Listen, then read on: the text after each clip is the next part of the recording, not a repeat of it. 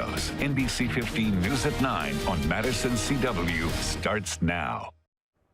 Our state capitol looks a little bit more like a snow globe tonight as some heavy wet snow continues to fall in our area. Meteorologist Brendan Johnson is tracking it all for us. Brendan, can we expect this to interrupt any Monday morning commute?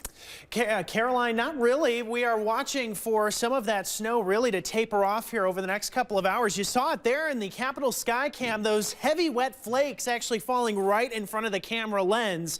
We've got the last batch of snow right now moving through the capital city with some drier air working into the south and west, so expect this to come to a close here in the next couple of hours. Certainly have seen some heavier totals farther to the north in Adams and Juneau counties, and we'll start to get those totals in from the National Weather Service here in the next 30 to 45 minutes. Still some heavy snow off to the east. Temperatures in the upper 20s to near 30 degrees in the Madison metro. You see the snow is starting to shut off a little bit closer to the Mississippi. At this hour, those snow-covered roads are the issue, so if you are going to be out and about tonight, make sure to slow down, leave a lot of following distance between you and the car ahead of you.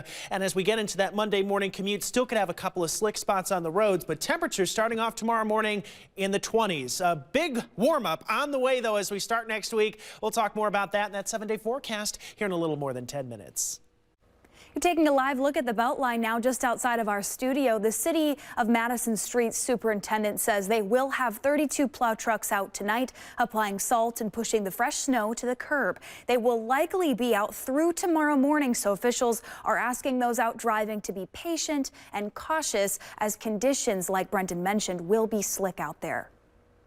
Post-acute COVID-19 syndrome, that's the name given for patients who experience lingering symptoms such as fatigue or shortness of breath weeks or months after they first test positive for coronavirus. Right now, we know 544,000 Wisconsinites have recovered from COVID. That's about 97% of our state's total cases. As for those recovered patients, scientists believe 1 in 5 may be in it for the long haul. We also know hospitalized patients are more likely to feel these lasting effects of COVID. NBC 15's Brittany Ehrman spoke to 2 former patients still dealing with symptoms nearly a year after getting sick.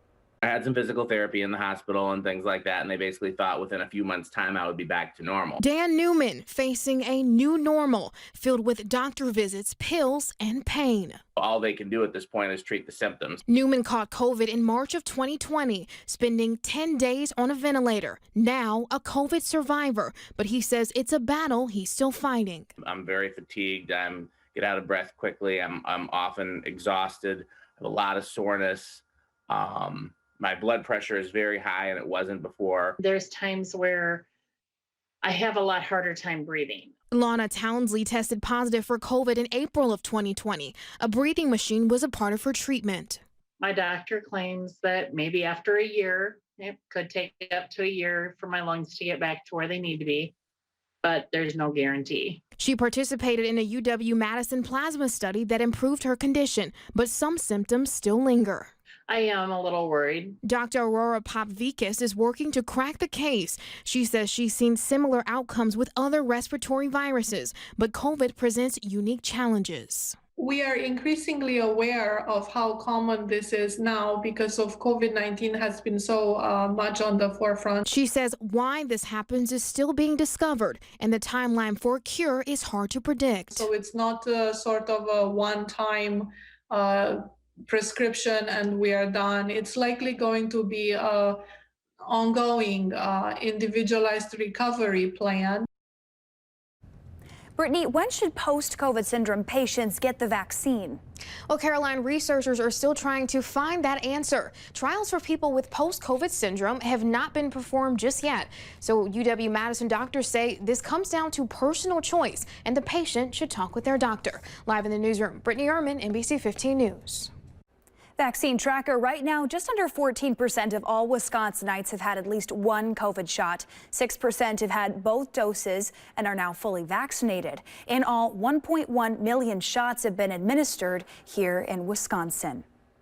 COVID-19 vaccines and pain relievers. Viewer Co wrote into the NBC 15 vaccine team. She wanted to know whether taking Tylenol or ibuprofen after getting her shot would interfere with the vaccine. NBC 15's Taj Mahal is getting answers straight from the experts. That's right, Caroline. The CDC says you should take pain relievers after your shot, not before. Ibuprofen, aspirin, or acetaminophen are all safe to take and should not impact how well the vaccine actually works. Now, that message was echoed by Public Health Madison-Dane County's director. Medication management could help alleviate some of the symptoms, the severity of the symptoms, but it doesn't have an impact on the immune response. And again, contact your doctor, check out our website for more coronavirus vaccine questions.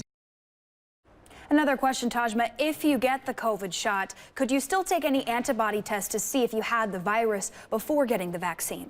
Yeah, answer to that, Caroline, is yes. Doctors at UW Health say antibody tests could still work after you've been vaccinated. Now, here's why. The vaccine generates a different type of protein in your body than the ones generated by the actual virus. Most antibody tests on the market are searching for the protein created by COVID-19, not the ones created by the vaccine. So if you take a COVID antibody test and it comes back positive, chances are you have had the virus. Though we do want to note, just because you test positive for coronavirus created antibodies does not mean that you are, or that your immune system or that you should skip getting the shot. As always, you want to consult your doctor, of course, Caroline. All right, thanks so much, Taj Mahal, getting the answers tonight. Thank you so much. The NBC 15 vaccine team is answering your questions. Send them to us at nbc15.com/vaccine, and we'll get an answer from a medical professional. The Biden administration is pledging to get millions of vaccines administered after delays caused by last week's massive winter storm in the South. We've been able to get about 2 million of those 6 million doses out. We expect to rapidly catch up this week. President Biden plans to visit hard-hit Texas this week as millions face water and food shortages and massive utility bills after being left in the cold. Texas officials say the president's disaster declaration for 77 counties is not enough, and all 254 need relief. On Capitol Hill, the House Budget Committee will meet tomorrow to finalize Democrats' coronavirus aid bill. Most of the measures included adhere closely to what President Biden outlined in his $1.9 trillion relief proposal that he introduced last month. The Senate majority says once the bill passes the House, the majority leader says he hopes to have it on the president's desk by mid-March.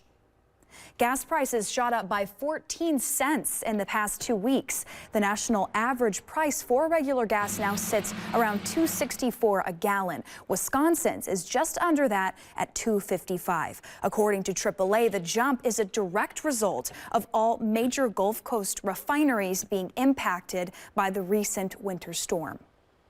A Central Iowa mother and son have been charged for their alleged involvement in the riots that took place at the U.S. Capitol last month. Deborah Sandoval appeared in federal court Friday. They are facing several federal charges, including violent entry and disorderly conduct on Capitol grounds. More than 200 people have been charged in connection with the riot so far.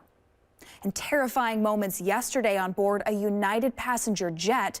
The plane took off from Denver and was heading to Honolulu when it experienced engine failure. Airplane parts fell from the sky and into a neighborhood. There were 231 passengers and 10 crew on board that jet. Passengers are now reflecting on what they thought were possibly their last moments.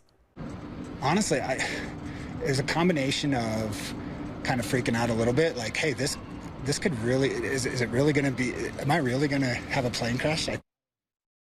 The plane was diverted back to Denver, where passengers were put on a different plane to Hawaii. No injuries were reported on the ground or sky from the incident. The National Transportation Safety Board is investigating what went wrong.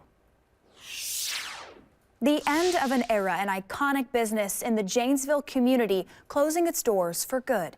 NBC 15's Sonica Bargo shares how one baker left a big impact. For 74 years, Bob Hiller's sweet treats were a staple for the Janesville community. We would just stand over them and crack dozens, hundreds of dozens of eggs. Sheila Hiller remembers working with her dad at Rolling Pin as a young kid. I mean, that was his life.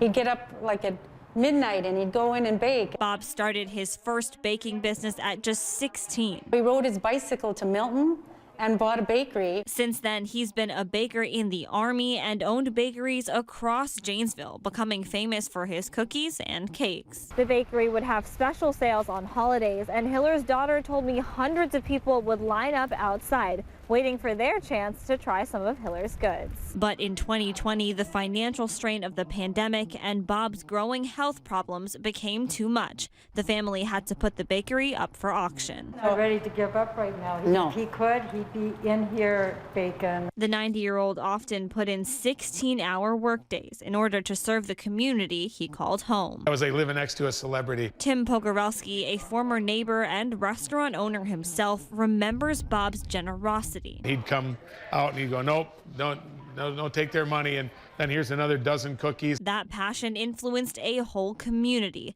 After the auction, Bob's daughter saw hundreds of comments on Facebook and even talk of naming a street after their dad. We're very proud because we didn't realize that he had that kind of impact on the community. Everybody should be lucky enough to live next to a neighbor as wonderful as Bob Hiller.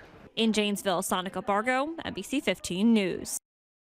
There's more news ahead tonight at 9. NBC 15's week-long diaper drive is in full swing. Details on how you can get involved coming up next. Plus, crisis averted at an Ohio church after a suspicious bag was found to contain some furry friends.